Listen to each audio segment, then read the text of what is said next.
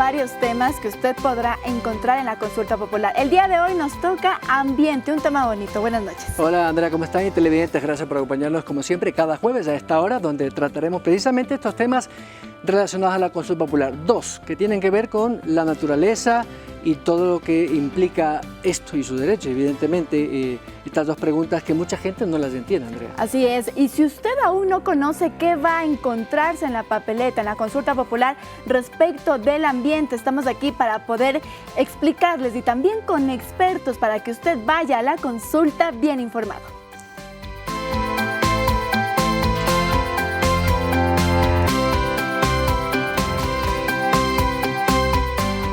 Muy bien, como lo habíamos adelantado, entonces hoy nos concentraremos en las dos preguntas que usted encontrará en la consulta popular acerca del ambiente. Así es, el primer término nos acompañará esta noche la doctora Alegría Corral Hervis, es doctora en jurisprudencia con especialidad en cambio climático, además es asesora del Ministerio del Ambiente. También estaremos nosotros el día de hoy con Andrés Martínez, él es doctor PhD en Derecho Constitucional, experto en Derecho Ambiental y Derecho de Aguas, profesor titular del Colegio de Jurisprudencia de la Universidad San Francisco de Quito. Muy bien, y ahora pues vamos a ver de qué se trata esta de las primeras preguntas, que lo hemos ya puesto en consideración de ustedes, por supuesto, lo vamos a ver ahora con los invitados. Muy bien, veamos entonces la primera pregunta, ¿de qué trata? ¿Está usted de acuerdo con que se incorpore un subsistema de protección hídrica al Sistema Nacional de Áreas Protegidas? Está la pregunta planteada y bueno, vamos a matizar con nuestros invitados. Muy bien, que esta es la pregunta entonces que encontraremos. ¿Por qué encontrar preguntas de ambiente en la consulta popular? Doctora, buenas noches. Buenas noches, Byron, Andrea, Andrés. Bueno, justamente eso demuestra la sensibilidad y la preocupación que tiene el Gobierno Nacional de integrar a esta enmienda temas fundamentales, como es el ambiente, que básicamente sin un ambiente sano no tendríamos una buena vida. Muy bien, ahora hemos hecho también una recolección de opiniones de la ciudadanía para ver qué es lo que conocen entonces sobre la pregunta de la consulta popular y también de manera general sobre el ambiente. Escuchemos entonces qué nos tiene que decir la ciudadanía. ¿Sabe qué le van a preguntar con relación al ambiente en la consulta popular? Al ambiente, pues, de lo que se vive aquí, la contaminación del aire, de los carros. La verdad no tengo idea de lo que me van a preguntar. La verdad no, estoy desinformada. No sé de qué se trata. Si le digo fuente hídrica, ¿qué se le viene a la mente? Agua, reservas de agua, las cuales son que no debe tocarse más bien. Una fuente de agua, una fuente natural para mí de agua, que se encargaría de abastecer la electricidad de una población, de la ciudadanía en general. ¿Qué entiende por subsistema de protección hídrica? Recursos de agua como tal. Sí, una fuente hídrica. Es un lugar donde tienes un recurso de agua como tal. Protección al agua, al medio en el que se produce el agua, entonces es crear como un mecanismo para que el agua sea más pura. Los tipos de protecciones para el alcantarillado y ese tipo de cosas. ¿Sabe qué son las áreas protegidas? Alguna organización que vaya destinada a precautelar el agua o algo que tenga que ver con... A ver, son sectores que no deberían tener impacto humano, ya sea protegidas por las especies de animales, plantas, recursos hídricos, ecosistema como tal. Las áreas en las que no podemos entrar y las que no podemos ni botar basura ni contaminar. Bueno, creo que son las que ambientalmente tienen alguna situación que el país necesita que se conserve.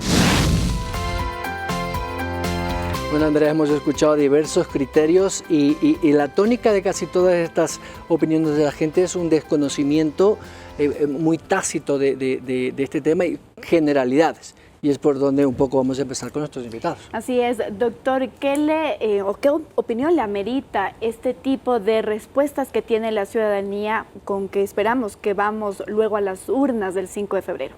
Muy buenas noches, un saludo cordial por supuesto a ustedes, alegría, qué gusto compartir el panel y por supuesto a las amigas y a los amigos que nos ven a través de este medio. Yo creo que una de las cosas básicas dentro de la vida es si usted quiere ver el vaso medio vacío, medio lleno. ¿Qué quiero decir? Que a veces de pronto puede existir un desconocimiento por parte de la población, no obstante existe una sensibilidad muy importante en el último tiempo en materia de ambiente. Simplemente veamos a nivel internacional. En el año 2022 se celebraron 2 cumbres muy importantes, la una en materia de biodiversidad y la otra en materia de cambio climático, y parte de esas respuestas son la preocupación que tiene la ciudadanía. Si nos fijamos, siempre las personas en las respuestas que nos han dado tienen una preocupación evidente, por supuesto, con el recurso hídrico. El agua es elemental y básica para nuestra existencia. Y la lógica que busca precisamente la pregunta número 7 es elevar la categoría de protección de estas áreas de protección hídrica precisamente a un rango constitucional. Alegría, yo recojo quizás un criterio de una de las personas que habló, una joven que tenía bastante conocimiento, digamos, sabía lo que es un área protegida y esto de compensaciones o de alguna otra manera premiar, si queremos usar un término, el dejar los bosques o un sitio físico, me refiero a la naturaleza, tal cual. De eso, ¿qué podemos rescatar? ¿Qué rescata usted de lo que hemos escuchado? Como dijo Andrés, el año pasado se realizaron 2 importantes cumbres. Una de ellas fue en diciembre del 2022, que fue la cumbre de biodiversidad, donde asisten la mayoría de países del mundo. La tónica y uno de los puntos más importantes que tuvo esta cumbre fue justamente la preocupación por aquellos, por el medio ambiente, por todas las áreas de aquellos países como el nuestro que está en vías de desarrollo y cómo podemos nosotros mantener esas áreas que no solamente nos benefician a nosotros como Ecuador, sino que beneficia al resto del mundo. ¿Por qué? Porque somos el pulmón del mundo. Entonces es así que lo que se busca es justamente que sea más atractivo que las personas vean que hay un provecho en cuidar la naturaleza, en hacer ciertas actividades que ayuden a que los recursos naturales no se dañen. Más bien que podamos nosotros mantenerlos durante el mayor tiempo para que pueda darnos la mejor calidad de vida. Muy bien, salimos nuevamente a las calles para que la ciudadanía sea quien pregunte y vayamos un poco desmenuzando la pregunta que usted va a encontrar en la consulta popular. Escuchemos entonces la primera de ellas. ¿Qué es una fuente hídrica? Como vimos en el Vox Populi, hay a veces estos términos que parecieran que son muy comunes, muy entendibles. O fáciles de interpretar del ciudadano de a pie. Hemos cogido muchas opiniones en la calle, pero claro, es como muy, doctor Andrés, es como muy abstracto el tema, entonces la gente como que no lo digiere. No sé si usted tiene la misma percepción. Yo creo que respecto a la pregunta que hace el ciudadano es lógica y sobre todo es interesante respecto de qué dice a la fecha la Ley Orgánica de Recursos Hídricos, Uso y Administración del Agua. Se refiere precisamente a las fuentes hídricas con el propósito de otorgarles una protección. ¿Por qué? Porque de esas fuentes hídricas, por ejemplo, viene el agua para consumo humano y para soberanía alimentaria, es decir, abrevaderos de ganado, agricultura, etcétera. Pero precisamente eso, para especificar con ejemplos, ¿qué son las fuentes hídricas? ¿Cómo podemos, no sé, me voy al Parque Metropolitano, ¿dónde puedo encontrar? Ahí puedo encontrar una fuente hídrica. ¿Qué son específicamente? Bueno, si nos damos cuenta de manera general, más del 90% de los recursos hídricos y de las fuentes, es decir, de donde emergen los recursos hídricos que después llegan, por supuesto, a las ciudades, a los pueblos, a las poblaciones, vienen precisamente de los páramos. Si usted me dice dónde los vamos a encontrar, yo le invito, por ejemplo, cerca de Quito podemos ir a encontrar a los deshielos, en este caso, por ejemplo, de la Antisana, o en su defecto podemos encontrarlo, por supuesto, también donde podemos ver, por ejemplo, en los ríos orientales que abastecen del agua al Distrito Metropolitano de Quito. ¿Será que todos los espacios hídricos se tienen que mantener así como se plantea? A ver, nosotros como ciudadanos tenemos la obligación de cuidar los recursos hídricos de manera general. es decir, evitar la contaminación de los mismos, no dañarlos. ¿Por qué? Porque el agua es para consumo humano en su mayoría o para riego y eso induce inclusive a problemas de salud. Sin embargo, lo que busca la pregunta de la consulta es que se creen áreas de protección hídrica como un subsistema. Estas áreas de protección hídrica son espacios específicos, no son todas las fuentes hídricas, sino aquellas que son valiosas para el consumo humano a futuro. ¿Podríamos poner un par de ejemplos para que la gente pueda...? Por ejemplo, justamente como Andrés decía, tenemos las de la Antisana, ahorita tenemos Papazacta, tenemos esta zona importante donde están las nacientes del agua que conduce a aquellas vertientes que vienen a dar el agua potable para Quito. Entonces, de ahí, por ejemplo, se va a crear un área de protección hídrica. Se acaba de crear el día de ayer en la zona de Cotopaxi el área de protección hídrica más grande, de más de 900 hectáreas. Justamente esa área de protección hídrica, ¿qué va a hacer? Va a tener el agua para poder beneficiar a los habitantes de la zona. Muy bien, vamos entonces con la siguiente pregunta de la ciudadanía que se refiere casi al mismo tema. Veamos. ¿Por qué debe existir una protección adicional para fuentes hídricas?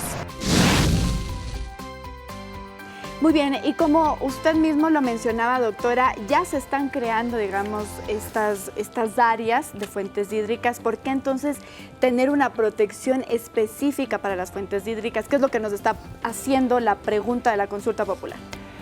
Lo que estamos haciendo, lo que se busca a través de la enmienda es justamente que estas áreas de protección hídrica formen parte del Sistema Nacional de Áreas Protegidas. El Sistema Nacional de Áreas Protegidas es este conjunto de áreas donde están, por ejemplo, los parques nacionales, donde tenemos al Parque Nacional Cotopaxi, Podocarpus y Asuní. Tenemos también aquellas áreas que son de los municipios, aquellas áreas que son de las comunidades y aquellas áreas que son de los privados, de las personas naturales. Todo sobre un paraguas, digamos. Esto es el Sistema Nacional de Áreas Protegidas. Podemos verlo como un rompecabezas. Pero ahí no tenemos nosotros un sistema, un subsistema que cuide justamente las áreas de protección hídrica. Entonces, lo que se busca es que este sistema nacional tenga este sistema de áreas de protección hídrica dentro de sí mismo. ¿Y por qué? Porque ahí también nosotros podemos generar más protección y al estar a nivel de constitución es muy difícil que esto desaparezca. Si bien está en la Ley Orgánica de Recursos Hídricos, esa ley orgánica fue declarada inconstitucional por la Corte Constitucional en el 2021. Por lo tanto, hay que hacer una nueva ley. ¿Qué pasa si la figura de área de protección hídrica desaparece de esa ley? Lo mejor es tenerlo a nivel de constitución y así nosotros vamos a asegurarnos de que estén protegidas para siempre. Andrés, me surge ahí una inquietud. Hace un par de años, si no me equivoco, la consulta popular que se hizo en Cuenca a propósito de las recargas hídricas en una zona donde había alguna actividad minera y esto generó alguna reacción tanto de los ciudadanos, de algunos colectivos, pero también del sector formal de la industria minera que decían que en ningún momento se contaminan los ríos. Con esta pregunta de la consulta, ¿podría también generarse ya, digamos, una política de Estado a nivel general para evitar esto de consultas en cada zona? Yo creo que es importante hacer referencia precisamente al artículo 407 de la Constitución. El 407 se refiere a los lugares en los cuales no se puede realizar actividades extractivas. ¿En qué lugares no se pueden hacer? Precisamente en este caso, las que forman parte del Sistema Nacional de Áreas Protegidas. Lo que se intenta hacer con la pregunta es que, con la consulta popular, que las áreas de protección hídrica entren en el artículo 405 y automáticamente tengan la protección del artículo 407. En consecuencia, un área de protección hídrica, por ejemplo, la del Cayambe, por ejemplo, la del Cotopaxi, pasarían automáticamente a estar al mismo nivel que el Parque Nacional El Cajas, que el Parque Nacional Cotopaxi o cualquier otro tipo de reservas. Es decir, gana poderosamente una protección, lo cual creo que las ciudadanas y los ciudadanos deberíamos darnos cuenta que se están ganando mecanismos de protección. Hay gremios también que han refutado esta pregunta diciendo que esto podría darle mayor poder, digamos, del Estado para controlar este tipo de fuentes hídricas. ¿Qué decir al respecto, doctora? Yo creo que no hay que verle por ahí justamente. Lo que el Estado está proponiendo ahorita es algo que es bien común. es para todos los ciudadanos. Evidentemente, la declaratoria de las áreas de protección hídrica se dan a través de regulaciones y de mecanismos que van a buscar aquellas zonas, aquellas áreas que sean las más valiosas para protegerlas. Entonces, más bien lo que se debería pensar es que eso es un beneficio para todos, es un beneficio general, para la industria también. Bueno, podemos escuchar una nueva pregunta que hicimos en la calle a propósito para seguir con este diálogo de lo que la gente opina. ¿Qué es un subsistema hídrico? Lo hemos ya pues oído un poco, pero quisiéramos que nuevamente podamos aterrizarlo, digamos, a un lenguaje más común para los ciudadanos que nos escuchan y nos ven. ¿Cómo está creado la estructura actualmente y cómo entonces, si es que ganase esta pregunta, cómo entonces lo tendríamos después? Bueno, creo que lo más claro es darnos cuenta que a la fecha existen las áreas de protección hídrica, pero las áreas de protección hídrica a nivel de la ley no encuentran un subsistema donde encajar. Es decir, piensen ustedes que estamos hablando de un gran edificio que tiene distintos pisos. Cada uno de esos pisos es un subsistema. Existe un subsistema a nivel estatal, otro, por supuesto, a nivel comunitario, otro de gobiernos autónomos descentralizados y otro también de materia privada.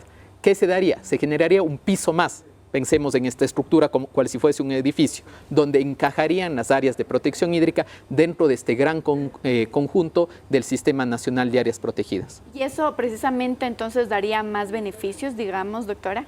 Sí, lo interesante de un área de protección hídrica es que es manejada, su modelo de gobernanza. ¿Cómo vamos nosotros a manejar la protección? ¿Cómo vamos nosotros a verificar que se cumpla con lo que supuestamente se tiene que prohibir, por ejemplo, o hacer?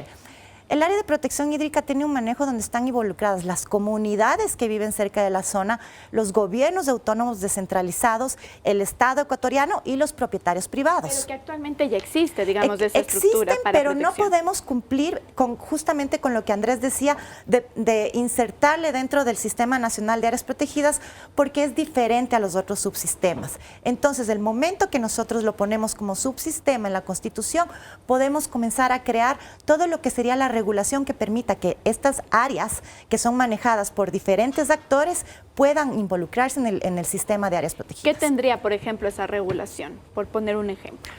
Por ejemplo, la regulación tiene los pasos, cómo se hace, cómo pensamos nosotros que tiene que ser una pH. Yo, miembro de una comunidad, sé que hay una fuente hídrica cercana de donde yo tengo que tomar el agua, sea para riego, o para el agua potable en caso de que sea un gobierno autónomo centralizado. Entonces se tiene que hacer una petición, van a hacer los pasos específicos para que ellos puedan venir ante la autoridad y después de manera participativa se pueda decir, ok, esta parte de aquí va a ser un área de protección hídrica, suba al Sistema Nacional de Áreas Protegidas. Andrés, me gustaría que usted me haga un análisis por qué la gente podría oponerse o por qué algunos colectivos creen que esto no he escuchado a muchos decir que esto no se debería hacer porque ya una ley lo podría, digamos, normar. No sé si usted ahí me puede dar otros elementos que la gente también se hace esa pregunta. Es importante entender que a la fecha efectivamente se encuentran reguladas las áreas de protección hídrica. Es más, el día de ayer se ha obviamente regularizado la número 18, es decir, no es un tema nuevo. Así que, primero, no deberíamos asustarnos, es algo que ya existe. En segundo lugar, es un tema que está regulado en una ley que ya fue declarada inconstitucional. Hay que darse cuenta de un aspecto fundamental cuando nos encontramos en un Estado constitucional de derechos y justicia, y es un tema básico de prelación. Dentro de prelación de las normas, sí, existen las normas constitucionales, los tratados internacionales y las leyes orgánicas. Pensemos si una ley orgánica está aquí y la Constitución está acá. ¿Es mejor, pregunto yo de manera retórica, es mejor que esté a nivel de ley o en su defecto es mejor que esté a nivel de Constitución? La respuesta es obvia, es mejor que esté a nivel de una Constitución porque a partir de eso permitiría el posterior desarrollo y sobre todo la modificación o el cambio sería mucho más difícil, beneficiándose a futuro no solamente las situaciones que pasen de hoy a mañana, sino debemos pensar más allá respecto de un principio intergeneracional, pensar más allá de nuestras generaciones. Muy bien, vamos entonces a escuchar una nueva pregunta de la ciudadanía. ¿Quién protege a las fuentes hídricas ahora y de qué? Esa es la pregunta, ¿de qué sobre todo? ¿De qué se les está protegiendo y actualmente quién las está protegiendo? La protección es un deber y responsabilidad del Estado ecuatoriano en sus diferentes niveles. Por lo tanto, no solamente es del Ministerio de Ambiente, Agua y Transición Ecológica, sino también los gobiernos autónomos centralizados, las juntas parroquiales, pero lo importante es saber que aquí hay un tema de corresponsabilidad. Todos debemos cuidar las fuentes hídricas. ¿De qué? De que no se ensucien, de que no se contaminen, de que no exista, por ejemplo, que boten algún tipo de veneno, que boten algún tipo de sustancia que eventualmente haga que el agua cambie su condición y no pueda ser utilizada. Andrés, las comunidades indígenas, los pueblos de nacionalidades en las zonas de la costa, por ejemplo, los campesinos, los agricultores sí tienen una gran conciencia del recurso hídrico, del agua, porque es de lo que viven para sus cultivos. Pero yo no sé si las parroquias, las juntas parroquiales o los GAT en este caso, pueden ayudar, porque más allá de la responsabilidad y de la intencionalidad que tiene el campesino, el agricultor, necesita una estructura, llámese Estado central o llámese gobiernos parroquiales o cantonales. ¿Qué piensa usted? La gestión de los recursos hídricos en el Ecuador puede ser de manera pública o comunitaria. Pública, con unas competencias muy claras, de manera de riego, por ejemplo, a través de los gobiernos autónomos descentralizados provinciales, y en materia de agua potable y saneamiento por parte de los municipios. Mientras que las juntas parroquiales colaboran en ese proceso, no tienen una competencia directa. Pero por otro lado está precisamente el tema comunitario. Y dentro del tema comunitario es muy interesante entender la realidad que viven un sinnúmero de campesinos, pueblos y nacionalidades indígenas, afro, etcétera, que se vieron obligados a partir de la década de los 70 aproximadamente en crear organismos que precisamente se encarguen de la dotación de la prestación del servicio, sea de agua potable o de riego, que son las famosas juntas. Entonces las juntas cumplen este rol comunitario. Al final del día yo creo que es muy importante cuando pensamos en el agua, no pensemos en el agua como un recurso, hay que pensar en el agua como un derecho humano y fundamental. Eso lo dice el artículo 12 de nuestra Constitución. En consecuencia, todos tenemos la responsabilidad y todos tenemos que trabajar precisamente ¿para qué? Para garantizar la consecución de ese derecho. Muy bien, escuchemos entonces la quinta pregunta de parte de la ciudadanía. Si gana el sí, ¿con qué presupuesto protegerían las fuentes hídricas? Bueno, la pregunta está planteada, ¿de dónde salen esos recursos y quiénes van a administrar esos recursos de protección? Alegría. Bueno, para el tema de la protección de las fuentes hídricas, tenemos que saber que hay diferentes pasos para esa protección, ¿no es cierto? Entonces tenemos, por ejemplo, el presupuesto general del Estado cuando estamos hablando de dotación de agua potable, de infraestructura. También tenemos nosotros donaciones, tenemos apoyo de organismos multilaterales, tenemos cooperación internacional. Existen además ciertos gobiernos autónomos centralizados que tienen tasas también que están buscando justamente un valor por la protección de las fuentes hídricas. Por lo tanto, eso ya existe y lo que vamos a hacer el momento que lleguen al Sistema Nacional de Áreas Protegidas es justamente abrir el abanico para que existan más mecanismos de financiamiento. Muy bien, hay ciertos gremios también que se oponen a esta pregunta de la consulta popular y dicen, como ustedes ya lo han dicho, si ya tenemos todo eso, si hay decretos incluso que protegen fuentes hídricas, que protegen ríos, etcétera, hay entonces la total necesidad de tener que reformar la Constitución, este libro que para nosotros debería ser sagrado, doctor. Yo creo que precisamente por eso, como me gusta mucho la palabra sagrado, por eso es necesario dotarle de esa protección también a un elemento sagrado como el agua, precisamente dándole una protección de las áreas de protección hídrica. Y recordar algo a las amigas y a los amigos que nos ven. Si bien es cierto, a la fecha las áreas de protección hídrica están reguladas, no hay que olvidar que la ley fue declarada inconstitucional por la Corte Constitucional por temas de forma. En consecuencia, hasta que esto llegue a ocurrir, estamos viviendo obviamente un interín, un paso que obviamente generaría cierta incertidumbre respecto de la inclusión o no, porque dependeríamos, por supuesto, de una voluntad, en este caso, del legislador. Bueno, ahora vamos a escuchar otra pregunta de los ciudadanos. Si protegen las fuentes hídricas y las destruyen, ¿cuál sería la sanción? Está tipificada en la ley, pero está tipificada en la ley. está. También tenemos delitos de infracciones administrativas, por lo tanto, sanciones existen. Puede ser sanciones de tipo pecuniario o también delitos, ¿no? Si se sube a la Constitución, ¿no suben también o la gravedad de tal cualquier agresión que tengan estas fuentes hídricas? Bueno, esa es súper buena pregunta porque ya la fuente hídrica como tal formaría parte de las áreas de protección hídrica del subsistema, por lo tanto sí tienen una mayor protección y son más sensibles. Entonces eso se traduce justamente en las obligaciones de hacer o no hacer que pueden tener infracciones para el Sistema Nacional de Áreas Protegidas. Y Andrea, ahí ¿cuál es la diferencia para la gente que no conoce, y me incluyo temas así legales, como la diferencia entre digamos, un delito ambiental, por ejemplo, y una transgresión de una norma puntual, que puede ser un código, no lo sé, el Código del Ambiente, por ejemplo? Es importante tener en cuenta que lo uno está regulado a partir de lo que conocemos como el derecho administrativo sancionador, es decir, cuando el Estado se hace cargo de ciertos comportamientos que los ve como ilícitos, pero no son tan graves para elevarlos a la categoría de un delito. Por ejemplo, una pequeña invasión que se realice o un mal uso precisamente sería un tema administrativo con una sanción.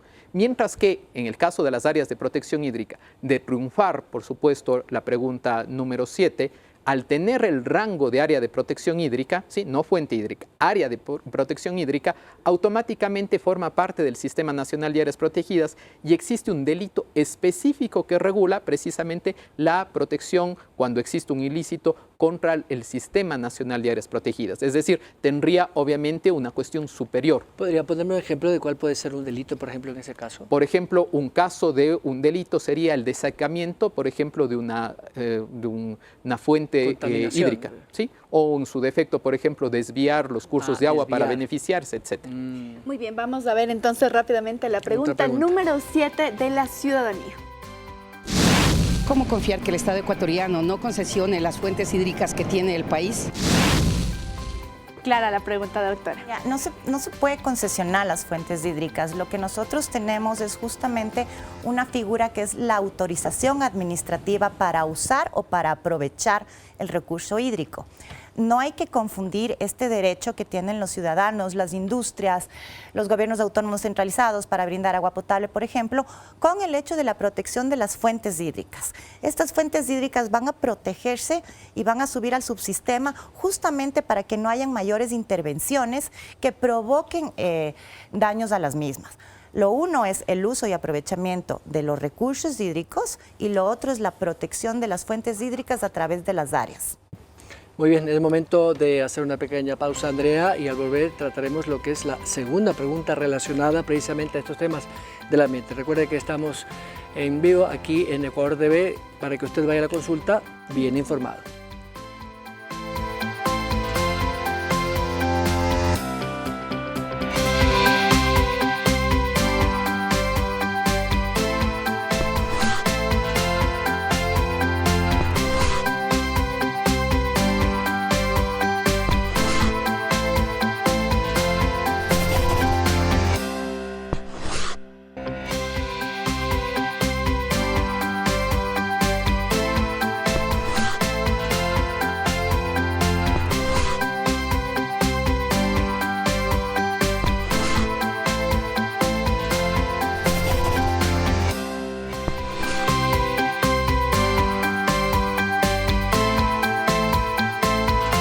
Seguimos en estos programas especiales para que usted esté bien informado y pueda entender mejor en su capacidad de análisis para ir al referéndum a propósito de las consultas populares, Andrea. Así es, más bien la pregunta número 8 que usted encontrará en la papeleta el próximo 5 de febrero, vamos a revisar. ¿Está usted de acuerdo con que las personas, comunidades, pueblos y nacionalidades puedan ser beneficiarios de compensaciones debidamente regularizadas por el Estado por su apoyo a la generación de servicios ambientales? Y nuevamente hemos salido a la calle a preguntarle un poco a la ciudadanía, hacer un testeo de qué es lo que conoce de ambiente y de esta pregunta en particular. Sobre todo. Veamos entonces. ¿Qué entiende por compensación? Compensación es algo que se le entrega a alguien por algún bien o algo que realizó. Está compensando algo que hizo por otra persona. Una compensación es algo que uno recibe por alguna acción que uno hizo. Compensación es cuando tú das algo y recibes algo a cambio. pero ninguno de los dos pierde, entonces uno se siente compensado. ¿Votará sí o no en las preguntas relacionadas con ambiente y por qué? Sí. Por el ambiente, bueno, yo votaría por ese para que se mejore el ambiente. ¿Cree que ofrecer incentivos hará que más personas cuiden el ambiente? Bueno, no sé si con incentivos, yo creo que más bien con obras, no con incentivos. Yo creería que no, eso viene de la casa y de los valores que imparten como padres a los hijos. Creo que el tema del cuidado del medio ambiente ya nace de cada persona. Creo que es un factor primordial, más bien desde la casa, educación de cada persona, depende eso, más que el factor económico. ¿Conoce usted qué es un servicio ambiental? El servicio ambiental básicamente vendría a ser el tema de cómo cuidar el medio ambiente. Me imagino que el servicio ambiental es algo que se encarga más que nada para ver las necesidades que hay en la naturaleza para poder solventar cualquier riesgo que se pueda producir. No, la verdad, a ver, un servicio ambiental. Bueno, la verdad es que los ciudadanos, como muchos de nosotros, tenemos tal vez confusión en poder determinar, Alegría, por ejemplo, qué es un incentivo y qué es, por ejemplo, una compensación. No sé si sea lo mismo técnicamente hablando para el tema del ambiente. Ya, sí, esta pregunta sí es bastante compleja porque tiene algunos elementos. El primer elemento es justamente, y que preguntaban los ciudadanos, es ¿por qué hay que conservar? ¿Por qué me tienen que compensar por cuidar la naturaleza? Yo digo, ¿por qué no? O sea, evidentemente nosotros tenemos una obligación de cuidar la naturaleza, pero para quien va más allá, sí se le debería reconocer. Por lo tanto, la compensación es este reconocimiento que no necesariamente tiene que ser en dinero. Puede ser no financiero, puede ser, por ejemplo, un tema de capacitación, puede ser un tema de descuentos, pueden ser cuestiones tributarias. ¿Está incluido en el anexo cuál va a ser la compensación? ¿O qué maneras tendría de compensación? Porque claro, yo también me imaginaba que era dinero. No, en el anexo lo que se hace es justamente dar una mirada de qué es lo que tenemos y cuáles podrían ser las eventuales vías para crear y desarrollar estos mecanismos financieros, porque esto va a depender de ahora en adelante del Estado. La pregunta justamente y el anexo de la pregunta lo que dice es que será el Estado el administrador de estos servicios ambientales. Bien, ahora vamos a compartir con ustedes un video introductorio para seguir con este diálogo a propósito de qué es lo que dice la normativa actual a propósito del ambiente.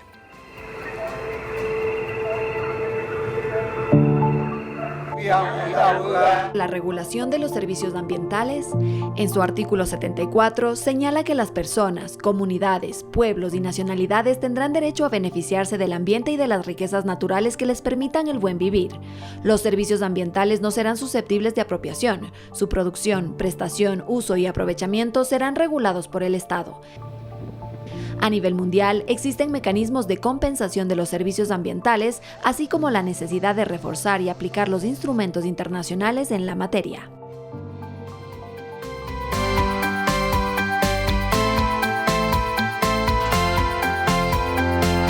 Voy a tomar un poco de lo que hemos visto y también de lo que he oído de otros gremios que defienden o están, digamos, en oposición a esta pregunta de la consulta popular. Y doctor, quisiera pues preguntarle a usted si al tener incentivos no vuelve tal vez como, o tratar como una cosa a la naturaleza, no lo mercantiliza tal vez.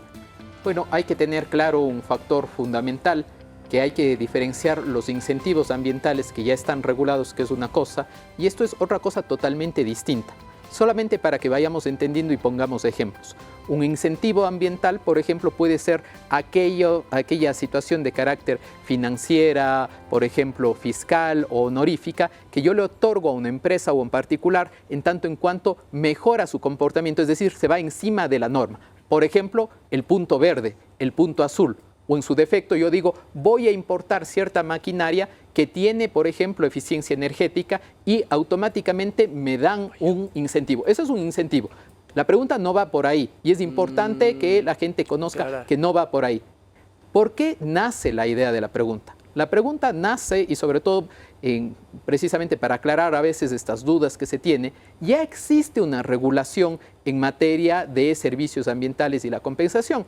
Sin embargo, hay como una cierta confusión al momento de interpretarlo, porque desde hace algunos años ya, por ejemplo, ONGs, empresas, etcétera, quieren, obviamente, por ejemplo, en el caso de los mercados de bonos de carbono, quieren, obviamente, compensar.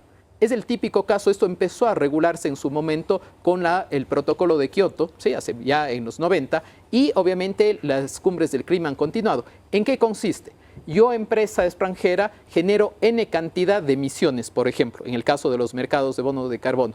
Y yo, para poder seguir operando, tengo que compensar. Es decir, si yo genero 10, tengo que compensar para que exista una captura de 10. Debo buscar internacionalmente a alguien que me compense. Por ejemplo, mercados que ya funcionan son como México, Costa Rica. Costa Rica tiene ingresos, ¿por qué? Porque lo que hace es que entregar esta certificación e ingresan los recursos. Esos recursos, como vemos en la pregunta, ¿qué van a hacer? Van a ir a personas naturales, a comunidades, a pueblos indígenas. Respecto de la pregunta como tal, ¿se mercantiliza? No creo que se mercantiliza porque esto forma parte de unos tratados internacionales de los cuales la comunidad internacional los elaboró y por supuesto el Ecuador forma parte. Y hacia allá, hablábamos al inicio del programa, por ejemplo, de la cumbre del clima que se celebró el año pasado y los pueblos del sur decían, pero ¿por qué no nos entregan recursos? Porque nosotros estamos haciendo mucho porque somos el gran pulmón del mundo. Y los países altamente contaminantes dicen, vamos a seguir entregando los fondos a través de los mecanismos financieros ya establecidos. Si nosotros nos seguimos cerrando y obviamente no interpretamos correctamente, el problema que vamos a tener a futuro es que obviamente vamos a tener menos ingresos y quedaremos excluidos. Alegría, me surge ahí una duda. Un campesino cualquiera, una comunidad que agrupa a varias comunidades indígenas o campesinas, ¿podría, por ejemplo, aplicar a esto y beneficiarse y dejar, por ejemplo, no sé si los páramos o su bosque que tienen en esa zona a cambio un beneficio de algo? Claro, por supuesto. Eso es justamente la idea y poder ampliarlo y ya tener la puerta abierta para generar los diferentes tipos de mecanismos. No solamente es el caso de carbono, eso es muy importante que la gente sepa porque siempre se habla de carbono, de los mercados de carbono, etcétera. Los servicios ambientales son más. Existe, por ejemplo, los servicios ambientales de regulación hídrica, que es justamente cuidar los páramos, por ejemplo, para que se produzca el agüita. Entonces, ahí los campesinos, las comunidades, los hacendados, tienen que tener ciertas acciones o actividades que eviten que haya este daño por tener las vacas cerca de donde hay una fuente. Entonces, esa será una actividad que eventualmente tendrá una metodología y que diga, ok, si tú haces esto, entonces el agua se protege y quien está más abajo va a recibir un agua limpia. Por lo tanto, vamos a ver cómo te podemos compensar o cómo te podemos retribuir por las actividades que estás haciendo. Muy bien, a mí también me surgen muchas dudas, pero antes de darles mi pregunta, vamos a escuchar nuevamente a la ciudadanía que ellos tienen más preguntas. ¿Por qué se debe dar compensación por cuidar el ambiente? Nuevamente, de lo que estábamos conversando, es decir, ¿por qué dar incentivos, te compenso si es que lo haces? ¿Por qué eso no nace también, digamos, de algo innato de las comunidades? Y también quisiera preguntarles, ahí dice también en la consulta personas naturales, no necesariamente comunidades. Así es, puede ser un propietario privado, ¿ya? Que tiene su propiedad y tiene unas hectáreas de bosque primario que puede aplicar eventualmente a este tema de compensación por servicios ambientales. ¿Por qué no hablar también de fomentar la cultura para el cuidado del ambiente, doctor? Bueno, yo creo que ahí nos estamos confundiendo nuevamente y es preciso aclararlo, porque en algunas preguntas decía, eso viene de la casa. A ver, esto no va directamente a que yo mejore mi comportamiento para la protección ambiental. No es eso. No es que me van a premiar a mí por apagar más la luz y tener eficiencia energética o ahorrar agua potable. No va por ahí. Es un tema totalmente distinto. El tema va vinculado directamente a ¿qué? A precisamente los servicios ambientales. Por eso no hay que confundirnos. No hay que hablar de incentivos. Estos son servicios ambientales que podrán ser compensados.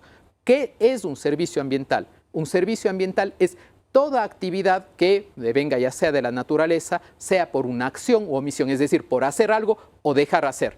El dejar hacer, el día de mañana un señor que es propietario en la parte alta de una cuenca hidrográfica tiene una gran cantidad de árboles en su hacienda. Esto beneficia a la cantidad y calidad de agua de una comunidad que está abajo. El señor puede optar por cortar legítimamente y obviamente obtener un recurso económico, o B, puede optar por abstenerse. Pero por abstenerse, sí, él obviamente también tiene que mantenerse y tiene que tener un ingreso. Ese ingreso podría ser esa compensación, es decir, por el servicio ambiental que presta.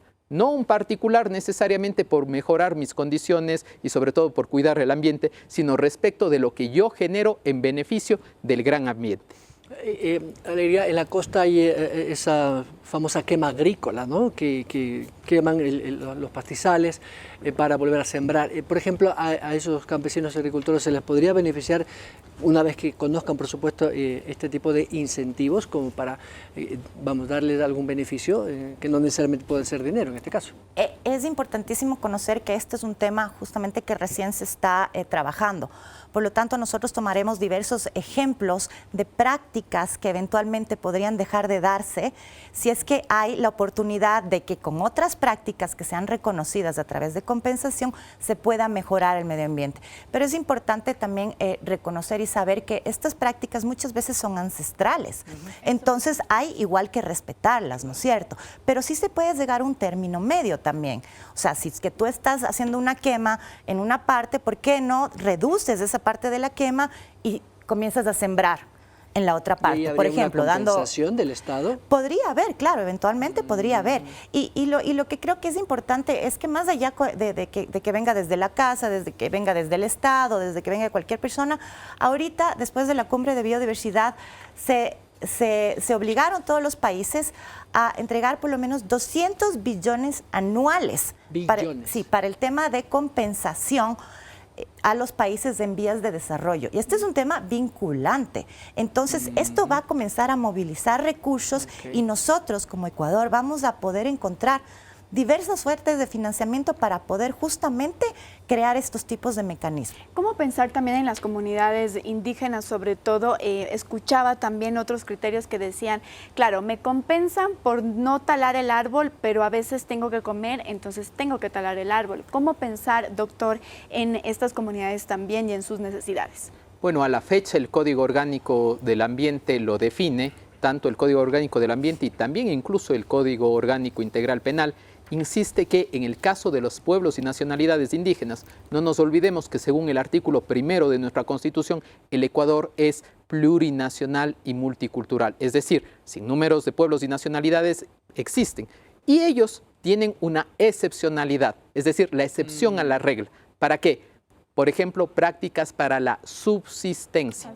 En tanto en cuanto se entienda que son para la subsistencia, no son infracciones administrativas o en su defecto tampoco constituyen delitos penales. ¿Pero cómo se les compensaría a ellos, por ejemplo? Bueno, a ellos se les compensaría, por ejemplo, ellos tienen gran cantidad de, por ejemplo, bosques y tierras comunitarias.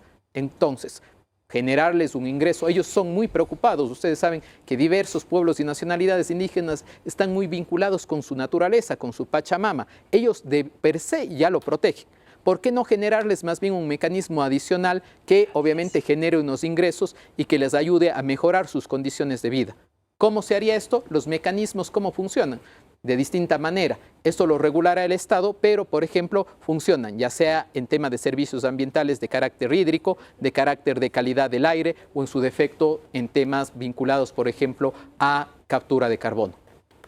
Alguien que tiene una extensión un poco importante, vamos a decir 50 hectáreas, y que podría, por ejemplo, decir, yo puedo cuidar esto, dejar la naturaleza como está y tener un beneficio tributario, por ejemplo.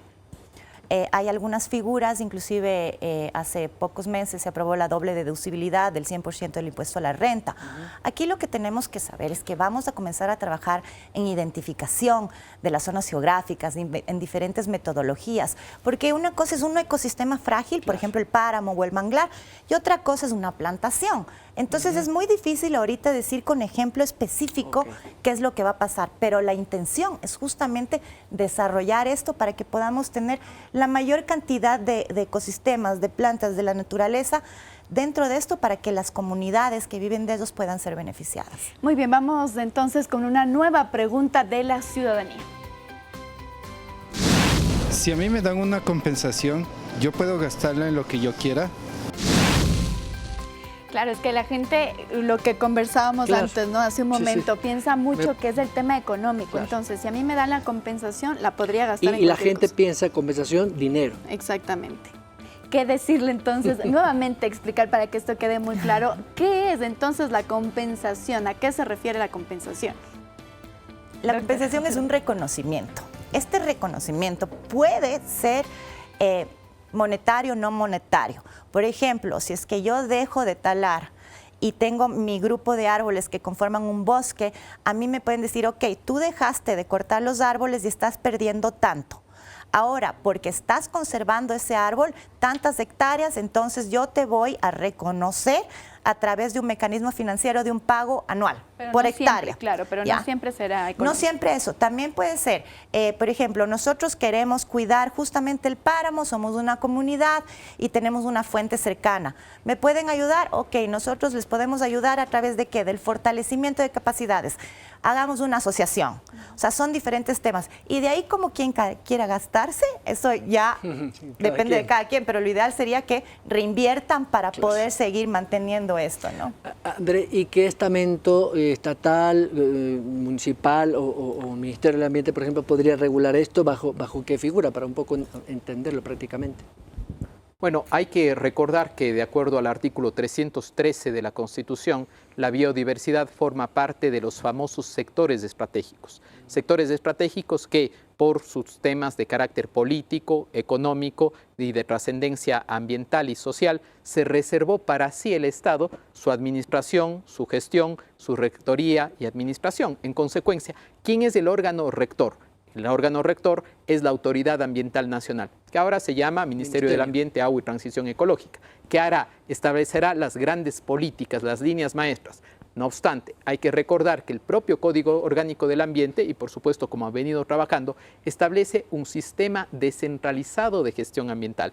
Es decir, dentro de un estado como el Ecuador, existen gobiernos autónomos descentralizados, provinciales y municipales, que poco a poco se han ido calificando y obteniendo precisamente esas competencias para hacerse cargo y colaborar, en este caso, tanto a nivel del gobierno central y los gobiernos autónomos descentralizados de manera coordinada. Pero quien es el ente rector es la Autoridad Ambiental Nacional. Alegría, ¿y esto no le involucra, por ejemplo, una reforma a la actual ley o tal vez un reglamento que pueda, lo haría el Ministerio del Ambiente? En la misma pregunta, tanto la pregunta 7 como en la pregunta 8, hay unas disposiciones transitorias que están ahí para decir que hay un cierto número de días, tiempo, en el que la Asamblea Nacional, por ejemplo, 365 días, 365 días para la Asamblea Nacional para que reforme, por ejemplo, el Código Orgánico del Ambiente o la Ley de Recursos Hídricos.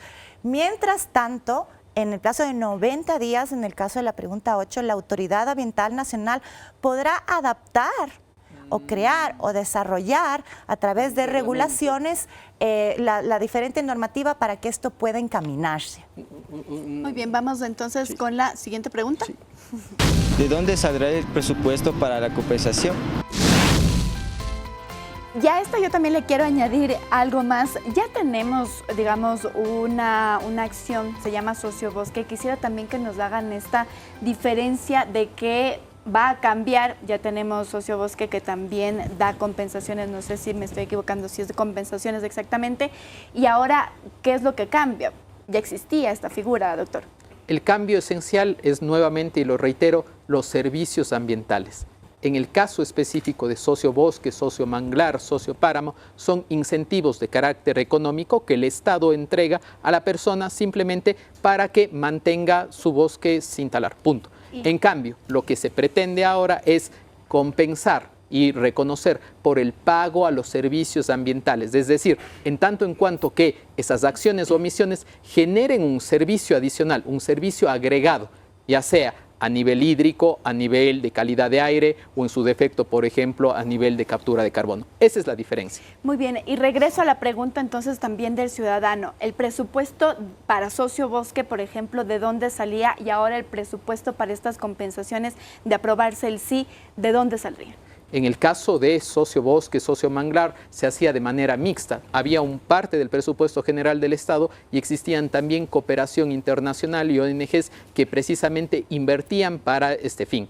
mientras que en el caso de la pregunta 8 de triunfar el sí, se debería ver en cada uno de los servicios ambientales, y para eso el Ministerio del Ambiente, al ser ente rector, va a regular y administrar esta cuestión. Por ejemplo, en el caso, nuevamente, porque es el más desarrollado y por eso pongo como ejemplo, en el caso de los mercados de carbono, ya existe precisamente que un mercado internacional donde hay unas fiduciarias que se calificarán en su momento frente al Ministerio del Ambiente. Ellos buscarán personas fuera, instituciones públicas, privadas, etcétera, que quieran invertir por el pago de servicios ambientales y esa compensación, y obviamente se retribuye acá. No es que emerge de un presupuesto, sino es precisamente a partir del servicio que éste genera. No pensar que el Estado tiene que sacar nuevamente recursos. Al contrario, es una forma de captar recursos del exterior. Bueno, ahora vamos a compartir con ustedes y con nuestros amigos televidentes una nueva pregunta de los ciudadanos.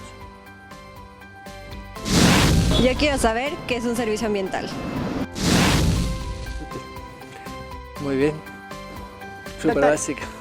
A ver, el servicio ambiental son los beneficios de los ciclos de la naturaleza. Es decir, la naturaleza, por ejemplo, los páramos tienen ciertos ciclos que se tienen que cumplir. ¿Para qué? Para llegar a, por ejemplo, la regulación hídrica.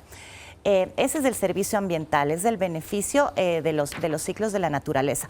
La definición del servicio ambiental es un poquito más técnica, pero básicamente tenemos que saber que hay diferentes tipos de servicios ambientales. Hay el servicio de aprovisionamiento, donde viene, por ejemplo, el tema de la protección de las fuentes hídricas. Hay el servicio de regulación de gases de efecto invernadero, donde viene el tema de captura de carbono. Tenemos servicios de hábitat, donde también estaríamos protegiendo, por ejemplo, el hábitat de ciertas especies importantes, migratorias. Tenemos también los servicios culturales, que es el reconocimiento a ciertas prácticas de ciertos pueblos, nacionalidades o comunidades. Y por último, el servicio cultural también, que va de la mano, por ejemplo, con los bioemprendimientos, etcétera, otra vez con ciertas prácticas. Amplio, ¿no? Entonces, momento de hacer una pausa, regresar con las conclusiones de nuestros invitados.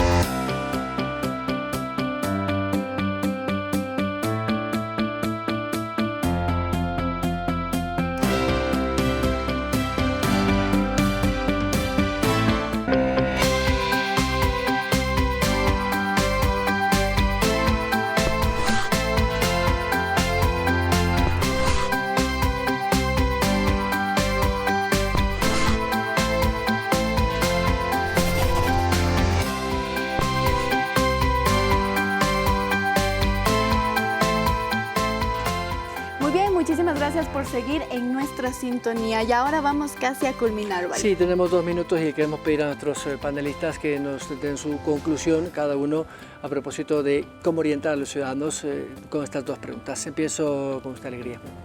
Primero agradecer, estos espacios son sumamente importantes para que la gente pueda informarse y tenga argumentos para decidir su voto. Lo que a mí me encanta decir acerca de la importancia de las preguntas 7 y 8 es que es una oportunidad. ¿Es una oportunidad para qué? Para que los que estamos aquí en este momento dejemos un mejor país. Dejemos una mejor vida a quienes vienen adelante de nosotros, a las próximas generaciones. Somos responsables de lo que tenemos ahorita. ¿Por qué no también a través de estas reformas de enmiendas de la Constitución darles el instrumento a que el país pueda mantener mejoras todo el tiempo para que nosotros podamos tener un medio ambiente sano? De acuerdo, doctor. Bueno, yo creo que el Ecuador históricamente ha sido responsable en materia de conservación ambiental. Si hacemos un recorrido rápido en las 3 últimas constituciones, han habido referencias específicas al ambiente sano, a la sostenibilidad y últimamente a los derechos de la naturaleza. En el caso de estas preguntas, la UNA va a realizar una importante aclaración que va a permitir generar recursos precisamente para continuar conservando, mientras que en la otra se va a crear una nueva forma de proteger a través de un nuevo subsistema de protección dentro del sistema de áreas protegidas, lo cual busca, por obvias razones, garantizar el derecho humano al agua. Muy bien, muchísimas gracias por su visita también a Ecuador TV y como ustedes dicen es interesante tener sobre todo los argumentos para ir a la consulta bien informado. Sobre todo porque ustedes, sus ciudadanos, tienen el derecho a entender un poco mejor con los expertos, como lo hemos hecho en estos últimos 3 programas, para que efectivamente pues vaya a la consulta con un criterio más formado y será su decisión personal. De parte, muchas gracias y nos vemos el próximo jueves a la misma hora. Que tengan buena noche.